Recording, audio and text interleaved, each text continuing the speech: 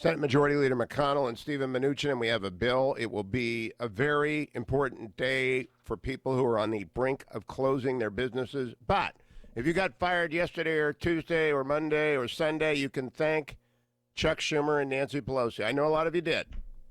I hope that your employers will bring you back. But the 72 hours of shame are over. Mitch McConnell on the Senate floor early Wednesday morning, cut number 31.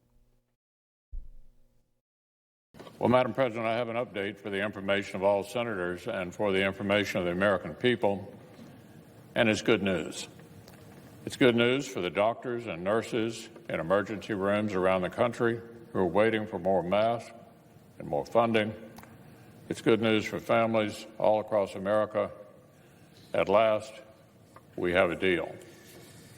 After days of intense discussions, the Senate has reached a bipartisan agreement on a historic relief package for this pandemic.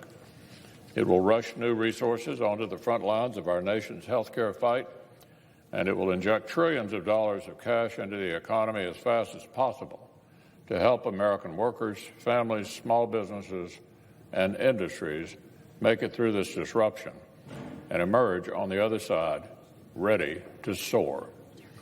The Bipartisan CARES Act will squarely address each of the four big priorities that I laid out in my legislation at the beginning of the process about a week ago. It will rush financial assistance to Americans through direct checks to households from the middle class on down and through a significant and creative expansion of unemployment insurance during this emergency. It will deliver historic relief to Main Street America through hundreds of billions of dollars in emergency loans so more small businesses can survive this and keep paying their workers. It will help secure our economic foundations and stabilize key national industries to prevent as many layoffs as possible, while keeping big companies accountable, as both sides have sought to do.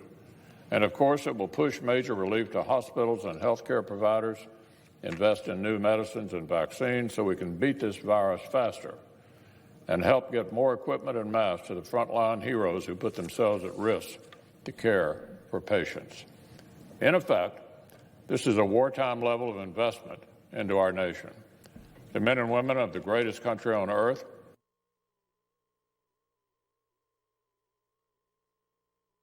It froze. Doggone it. Try and reboot it.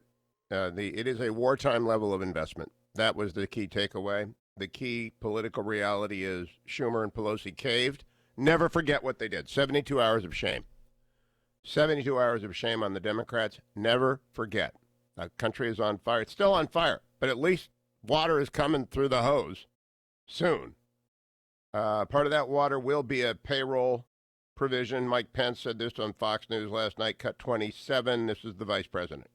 And let me say that right after seeing to the health and safety of the American public, this president has been working from early on to make sure that the American people have access to free coronavirus testing. We've worked with insurance companies. We work with the Congress to provide support. And right now, the Congress is negotiating a bill that would provide direct support to American families. The average family of four would receive a payment of $3,000. But speaking about those great employees that I can tell you really love and cherish like any small business owner does, Congress also has a provision that would provide direct payroll support to companies like yours to keep people on the payroll, even if the business is closed, for a period of the next few months. That's what people needed to hear. I needed to hear that. I run the Nixon Foundation. I got 40 people working for me as I'm the CEO. I have been hanging on with no revenue, no events, no admissions, nothing. Everybody's just doing what they can do from home to prepare for reopening when we can reopen. You can't go on that way. And I'm one of millions, there are just millions of small businesses. And Nancy Pelosi and Chuck Schumer stood in the way of that. You want to know why? Mitch McConnell, while the negotiations were going on, went to the Senate floor, this is cut number 8, and told everyone what Pelosi was demanding before the rescue package could pass. Cut number 8. The administration has bent over backwards to work with Democrats and address their concerns. Now, at last, I believe we're on the 5-yard line. It's taken a lot of noise and a lot of rhetoric to get us here. That, of course, sometimes happens in this town. At different times, we received Democrat counteroffers that demanded things like new emission standards or tax credits for solar panels. We saw the Speaker of the House release an encyclopedia of unrelated demands as though it were a coronavirus proposal somehow. In spite of all that, we are very close. We are close to a bill that takes our bold Republican framework, integrates further ideas from both parties, and delivers huge progress on each of the 4 core priorities I laid out a week ago. So today, Madam President, today the Senate has a chance to get back on track. Today we can make all of the Washington drama fade away. Okay, now it turns out a few hours later, Pelosi had capitulated her craziness. She had given up because of the widespread revulsion. Watch Reporters today to see if they'll cover what actually happened.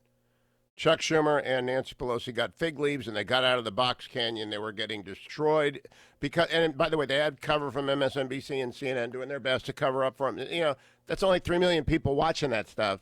327 million people knew they were not getting any help from the Congress, and it was Chuck Schumer and Nancy Pelosi's fault. Never forget the 72 hours of shame. Never forget. Start a hashtag, 72 hours of shame, Schumer, Pelosi. 72 hours of shame, Schumer, Pelosi.